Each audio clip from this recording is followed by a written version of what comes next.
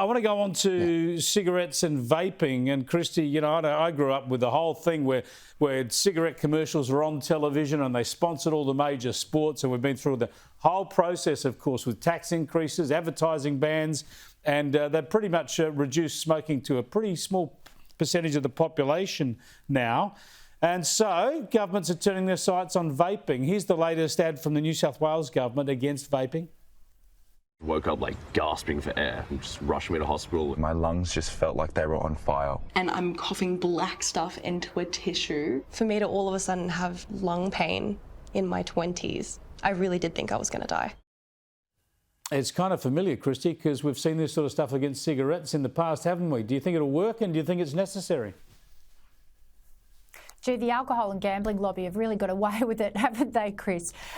Look, that ad is great to highlight the dangers of vaping to young people, but the reality is there's a flawed fines and enforcement and a flawed retail model in Australia. Vaping's actually been illegal in Australia since 2021. You can't buy them. So all the kids that are addicted to vaping are addicted to these illegal imported vapes that are on the streets as a result of organised crime infiltration.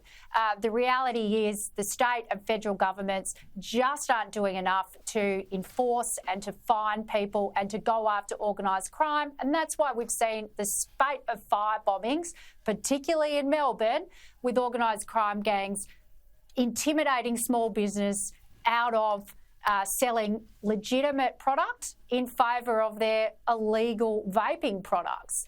And the kids are getting hold of them. Yeah. Well, it's a new problem, and you've got to get on top of it.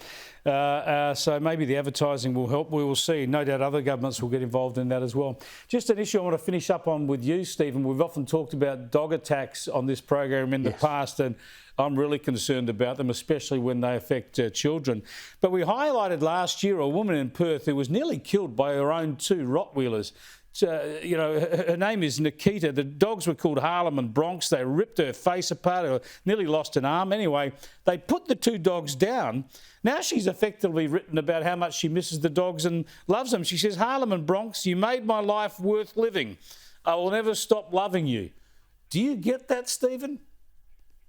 Yeah, I've got to say, I do. You probably should have spoken to Christy about this because she's got a vicious attack dog at her place. But look, I understand people love their dogs. No, sorry, apologies to Maggie.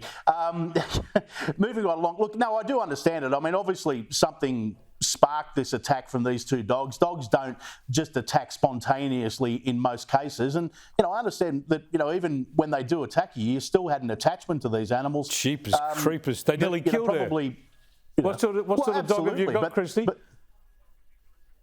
Look, Stephen's referring to my Shih Tzu Chihuahua, who believes she is a Rottweiler. Not really an attack dog. Exactly. Thanks for joining us, Christy. Stephen, appreciate it. We'll catch you next time.